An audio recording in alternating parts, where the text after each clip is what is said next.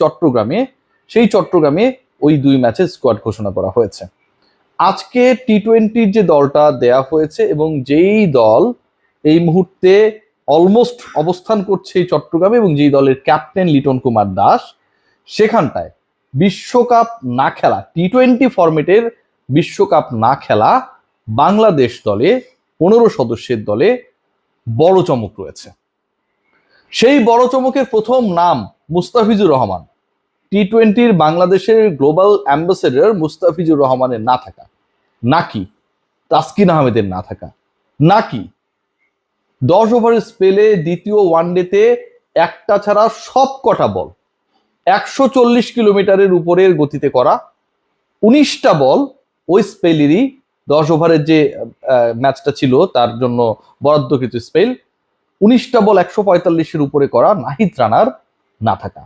নাহিদ নেই, তাসকিন নেই, মুস্তাফিজ নেই। এই তিনজন প্রিমিয়াম পেসারকে ছাড়া বাংলাদেশ 15 সদস্যের যে স্কোয়াডটা দিয়েছে প্রথম 2 টি-20-র জন্য, যেটার ক্যাপ্টেন লিটন কুমার দাস, এই দলটার চমক হতে পারে তাদের না থাকা, অথবা চমক হতে পারে আব্দুল গাফফার সাকলাইন সাথে রিপন মন্ডল। অনেকেই বলছেন যে এক্সপেরিয়েন্স ক্যাম্পেইনাররা কেন নেই, বিশ্রাম দিতে হলে কেন 1-2টা ম্যাচ না খেলিয়ে এই সিচুয়েশনটা করা যেত কিনা। আবার অনেকেই বলছেন ডিসিশনটা ভালো হয়েছে। আমার কাছে মনে হয়েছে যেই সিদ্ধান্ত গ্রহণ করা হয়েছে, it's really appreciable decision by the selection panel. আপনারা সবাই জানেন যে হাবিবুল বাশারের সিলেকশন প্যানেল অনেক বেশি ক্রিটিসাইজড হয়েছিল যখন তারা গাজী আশরাফ হোসেন লিপুর একই স্কোয়াড, যেটা পাকিস্তানের বিপক্ষে বাংলাদেশে ওয়ানডে সিরিজের জন্য ঘোষণা করা হয়েছিল, সেই একই স্কোয়াড নিউজিল্যান্ডের বিপক্ষে ঘোষণা করা হয়। কিন্তু এই স্কোয়াডের চমকের জায়গা কোন জায়গায়, কোথায়, নির্ভর হবার জায়গাটা কোথায়, এবং একই সাথে স্বস্তি দিচ্ছে কোন কোন জায়গাগুলো। 1 নাম্বার পয়েন্ট যদি আমি বলি, মুস্তাফিজুর, তাসকিন, নাহিদ রানা প্রত্যেকেরই ইনজুরির শঙ্কা রয়েছে, ওভারলোডের ইস্যু রয়েছে, ওয়ার্কলোড এমন একটা পর্যায়ে চলে গেছে যেখান থেকে যে কোনো একজন ক্রিকেটার, মেনশন 3 নেমস, বড় ধরনের ইনজুরিতে পড়লে বাংলাদেশকে বড় সময়ের জন্য ভুগতে হবে, এবং সেটা নট অনলি ফর দ্য টি-20 ফরম্যাট, সেটা ওয়ানডে ফরম্যাটের জন্য হতে পারে, কারণ 3 জনই ওয়ানডের গুরুত্বপূর্ণ অংশ।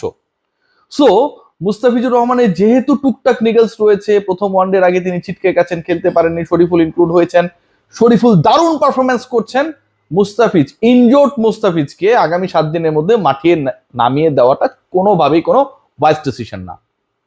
What about Nahid Rana? খেলেই যাচ্ছেন, পিএসএল এ খেলছেন, তার আগে পাকিস্তানের বিপক্ষে সিরিজে খেলেছেন, অসাধারণ করেছেন, 50 ওভার ক্রিকেটে খেলেছেন।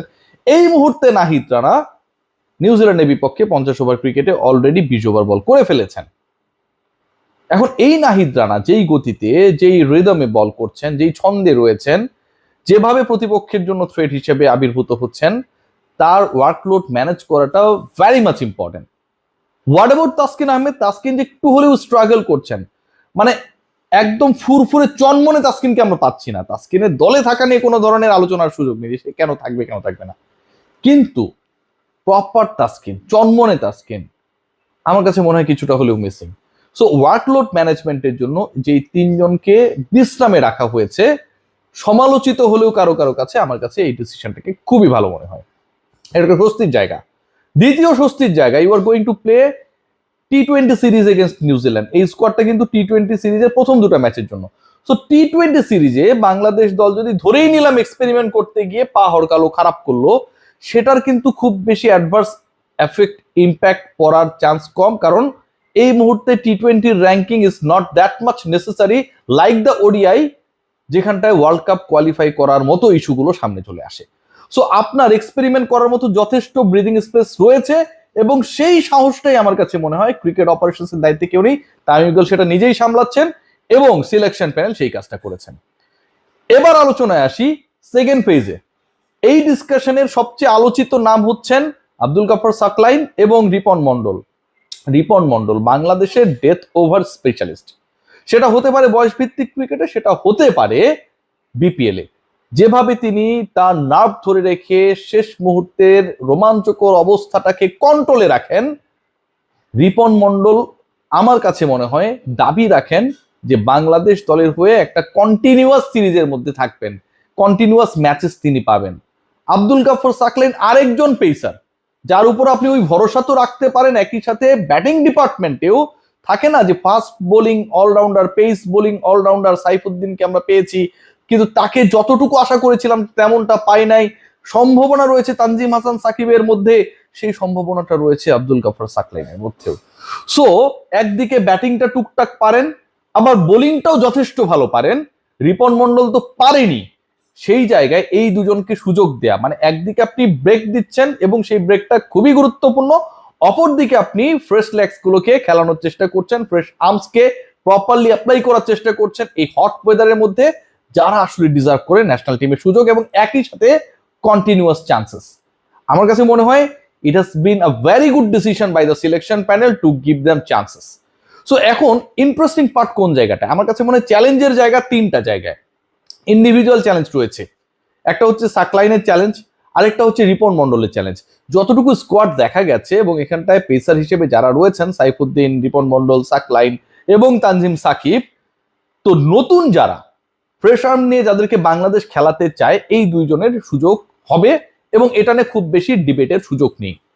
যখন সুযোগ হবে, যখন আপনি একটা কন্টিনিউয়াস চান্সেসের মধ্য দিয়ে যাবেন, এটা আমার বিলিভ, তখন আমার কাছে মনে হয় এই দুই ক্রিকেটারের সামনে একটা বিশাল challenge to prove them again. এবং সেই প্রুভটা যদি তারা করতে পারে তাহলে বাকি যারা রয়েছেন তাদের জন্য একটা মধুর প্রতিদ্বন্দ্বিতা তৈরি হবে, which is already going on in the pace department. Second চয়েসের বা সেকেন্ড মানে চ্যালেঞ্জের জায়গা যেটা, সেটা হচ্ছে ক্যাপ্টেনের চ্যালেঞ্জ। এই আলোচনাটা কেউ করছে না। লিটন কুমার দাসও তো এই স্কোয়াড ঘোষণার সাথে বা সিলেকশনের সাথে কোনো না কোনো ভাবে ইনক্লুডেড ছিলেন, he is the captain. So আমার কাছে মনে হয় লিটন কুমার দাস একটা চ্যালেঞ্জ নিয়েছেন এবং সেটাও ক্ল্যাপ পাওয়ার যোগ্য। কেন? কারণ প্রত্যেকটা ক্যাপ্টেন চান কি, প্রত্যেকটা ক্যাপ্টেন বেস্ট ক্রিকেটারদের চান বিভিন্ন ডিপার্টমেন্টে, সেটা ব্যাটিং এ হতে পারে, বোলিং এ হতে পারে, যে কোনো ডিপার্টমেন্টে হতে পারে, যাদেরকে তিনি খেলাবেন এবং যাদের মাধ্যমে দল রেজাল্ট করবে। লিটন কুমার দাসের এই দলে বাংলাদেশের পেস ডিপার্টমেন্টের পুরো স্ট্রেংথ অ্যাবসেন্ট। লিটন কুমার দাস আস্থা রেখেছেন এমন কয়েকজনের উপরে যারা একেবারেই নতুন, যাদের ইন্টারন্যাশনাল এক্সপেরিয়েন্স নেই বললেই চলে। সো এখানটায় সাকলাইন এবং রিপন মন্ডলকে নিয়ে লিটন যে চ্যালেঞ্জটা নিয়েছেন, এই চ্যালেঞ্জটা আমার কাছে অত্যন্ত ইতিবাচক, পজিটিভ মনে হয়েছে এবং সেটার জন্য একটা তিনি তালি পেতেই পারেন। অধিকাংশ ক্ষেত্রে আমরা গা বাঁচাই, আমরা নতুনদের সুযোগ দিনে এক্সপেরিয়েন্স ক্যাম্পেইনাররা পারফর্ম করে আমার দলকে এগিয়ে নেবে এবং আমি তালি পাবো, সেই চিন্তার বাইরে গিয়ে লিটন যে সাকলাইন এবং রিপন মন্ডলের উপর ভরসা রেখেছেন, তাসকিন, মুস্তাফিজ, নাহিদদের রেস্টকে, বিশ্রামকে অ্যাপ্রিসিয়েট করেছেন, অ্যাপ্লাই করার ক্ষেত্রে যে ডিসিশনটা নেওয়া হয়েছে সেটাতে তার একটা পজিটিভ ইনপুট ছিল। আমার কাছে মনে হয় এটা ট্রিমেন্ডাস একটা ডিসিশন হয়েছে। সো ওভারঅল যেটা স্কোয়াড ঘোষণা করা হয়েছে, এখানটায় আর বড় কোনো চমকের জায়গা নেই, বাট স্কোয়াডটা আমার ভালো লেগেছে। বাংলাদেশ যেই রেজাল্টই করুক না কেন, ইন্টারন্যাশনাল ক্রিকেটে সাকলাইন, রিপন মন্ডলদের ইম্প্যাক্ট কতটুকু সেটা বোঝার একটা দারুণ সুযোগ করে দিয়েছে এই স্কোয়াডে তাদের থাকা। এবং একই সাথে মুস্তাফিজ, তাসকিন, নাহিদ এই তিনজন একসাথে না থাকলে কি হতে পারে সেটাও দেখার একটা দারুণ সুযোগ। Let's see what happen, but the squad I think is tremendous.